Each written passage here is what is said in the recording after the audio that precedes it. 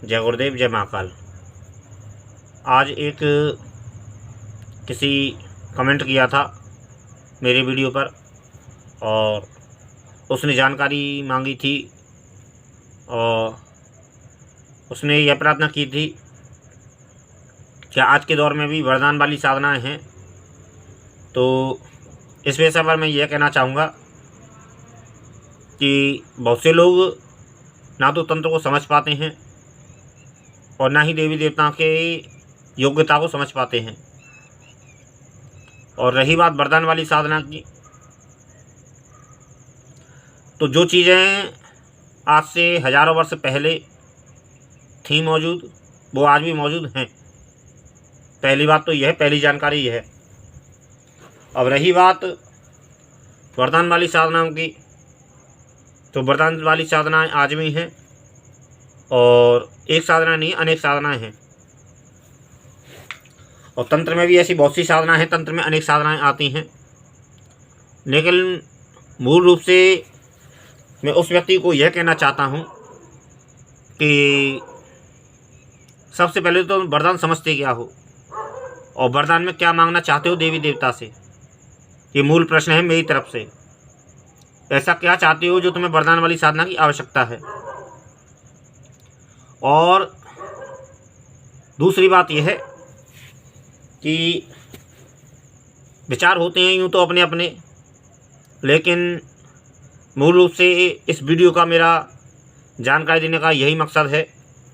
और यही कहना चाहता हूँ, मैं ये पूछना भी चाहता हूँ उससे कि आखिर इस प्रश्न का सारांश में क्या समझूँ, यहाँ पर इसका क्या अर्थ निकालूँ मैं इस प्रश्न का कि वरदान वाली साधनाएं आज भी हैं मौजूद। तो मेरा मानना ये है कि हाँ, आज भी ऐसी अनेक साधनाएं हैं और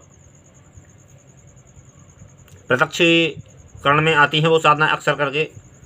और रही वरदान वाली बात, तो वरदान भी ऐसा क्या वरदान मांगना चाहते हो, लेकिन फिर भी ऐसी हनुमान जी की भी साधना होती है और भगवान शंकर की भी साधना होती है, माता काली की भी साधना होती है और माता भुवनेश्वरी की भी साधना होती है और माता त्रिपुर सुंदरी की भी साधना होती है। और भी ऐसी अनेक साधनाएं होती हैं, भैरव साधनाएं भी होती हैं वरदान वाली।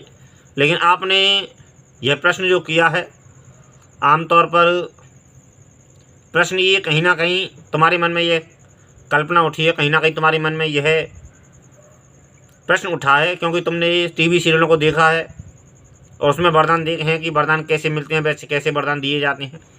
लेकिन तुमने एक चीज़ भी और नोट की होगी उन्हीं सीरियलों में और उन्हीं पुराण वगैरह की जो जानकारी मिलती है, यहाँ पर जो सीरियल वगैरह आते हैं, धार्मिक आध्यात्मिक सीरियल जो आते हैं, तो उनमें एक चीज़ और देखी होगी आपने कि हजारों वर्ष तपस्या करनी पड़ती है।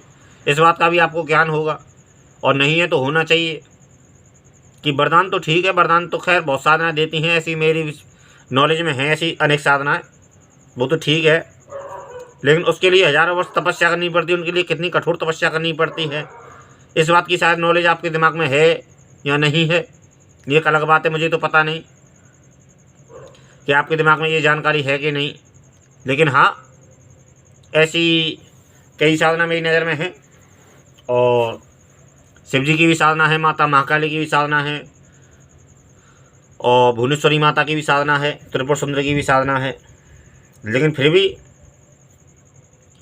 यदि उस साधक को कोई विशेष कामना हो, और आने वाले समय में मैं हनुमान जी की भी साधना आती है वरदान वाली साधनाओं में, तो आप मेरे व्हाट्सएप पर मैसेज कर सकते हैं। व्हाट्सएप नंबर मैंने दे रखा है अपने वीडियो में, कुछ वीडियो में नहीं देता हूं मैं, तो वो एक बात अलग है।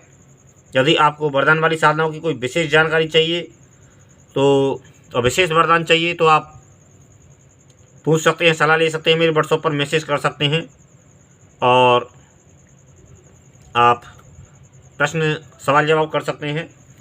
और जब मुझे समय मिलेगा, वक्त मिलेगा, तो मैं आपको उत्तर दे दूंगा। और लेकिन फिर भी रही बात, ये वीडियो अपलोड खास करके मैंने इसीलिए अपलोड किया है और यही जानकारी देना चाहता हूँ कि हाँ, ऐसी साधनाएं होती हैं और आज भी मौजूद हैं। और इसे ही मैं बड़ी जानकारी दूँ कि आज वो सारी चीज़ें मौजूद है जो पुराने दौर में हुआ करती थी, यहाँ पर आज से हज़ारों 2000 वर्ष पहले, 5000 वर्ष पहले, 10,000 वर्ष पहले जो चीज़ें थी वो आज भी मौजूद हैं। वो सारे नियम मौजूद हैं। वो बात एक अलग है कि यूट्यूब पर वो जानकारियाँ नहीं हैं। यहाँ पर बहुत से लोग जान नहीं पाते हैं, यहाँ पर बहुत से लोग समझ नहीं पाते उस चीज़ को।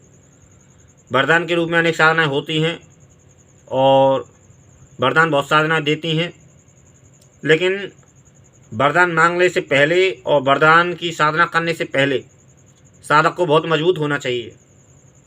खास करके कल्पना में उसको नहीं जीना चाहिए और कल्पनाओं की सोच को सही नहीं मानना चाहिए, क्योंकि सत्य में और असत्य में बहुत अंतर होता है। दिन में और रात में बहुत अंतर होता है। इसी तरीके से हम साधना के विषय में सोचते बहुत है, करने का भी मन में विचार आता है, लेकिन जब हम करने बैठते हैं तो एक बात अलग एहसास होता है, एक अलग सी उलझन होती है दिमाग में कि शक्ति आएगी कि नहीं आएगी, ये सही है कि नहीं है। तो ऐसी भी उलझनें दिमाग में चलती हैं, ऐसे विचार भी दिमाग में चलते हैं। तो ये भी एक उलझन रहती है। एक समस्या यह होती है कि जब हम साधना करने बैठते हैं तो कभी हमारी कमर दर्द करने लगती है, कभी हमको जमाई आने लगती है और कभी हमको भय लगता है, कभी हमारे मन में यह विचार आता है कि शक्ति है या नहीं, आएगी कि नहीं, हम साधना सही कर रहे हैं कि नहीं। तो ऐसे अनेक बहुत से प्रश्न होते हैं जिनसे जीतना साधक का एक पहला कायदा है, पहला कानून है। यदि इन विचारों से जीत जाओगे और साधना में ध्यान लगा पाओगे तो साधना को कर भी पाओगे और साधना का लाभ भी उठा पाओगे। लेकिन यदि आप इन चीज़ों को ही नहीं समझे और विचारों में ही उलझे रहे तो साधना में दिक्कत होती है, और दिक्कत होने के साथ साथ में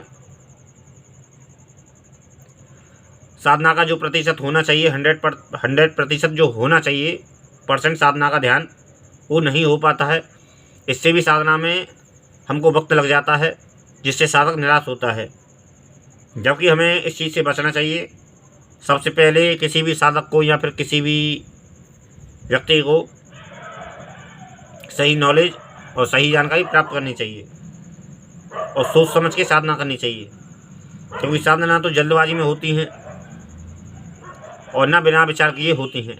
क्योंकि साधना करते वक्त साधना से पहले तो हमें सब कुछ ठीक ठाक लगता है, लेकिन जब हम साधना करने बैठते हैं तो अनेक उलझनें, अनेक समस्याएं हमें घेर लेती हैं, जिसका व्यक्ति को, आदमी को, यहाँ पर साधक को और ख़ास करके नए व्यक्ति को प्रैक्टिकली तजुर्बा नहीं होता है कि साधना में हमें कौन कौन सी परेशानियाँ आती हैं।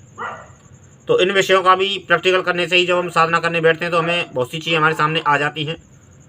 तो उससे हमें घबराना नहीं चाहिए, डरना नहीं चाहिए। ऐसी बहुत से लोगों के सामने ये परेशानी आती है, मेरे सामने भी आई थी ये परेशानियाँ, और आमतौर पर नए साधक के सामने ये परेशानियाँ आती हैं।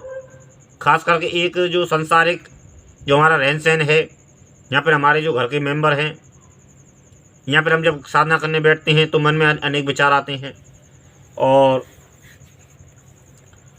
मन में कभी कभी हमारे घर वाले भी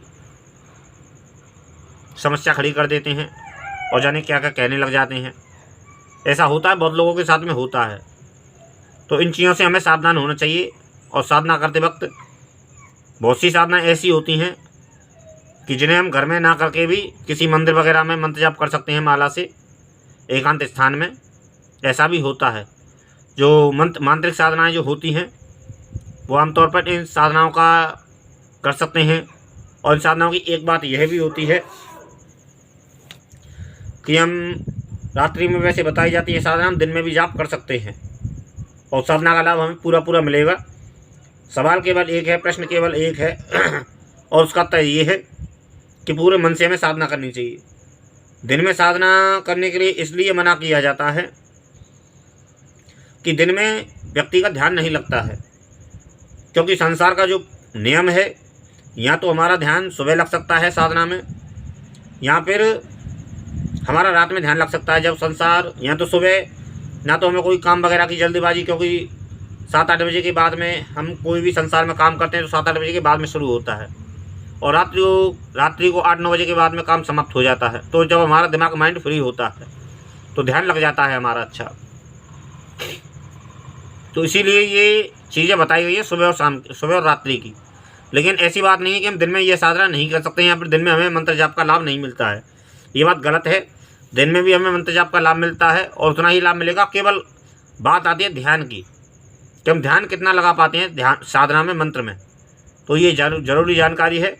और रही बात वरदान वाली साधनाओं की, तो मैं आने वाले दिनों में या फिर आने वाले वीडियो में, जो आगे मैं वीडियो अपलोड करूँगा, तो उसमें ये जानकारी दे दूंगा कि कौन कौन सी शक्ति वरदान दे सकती है और कौन कौन सी शक्ति वरदान देती है।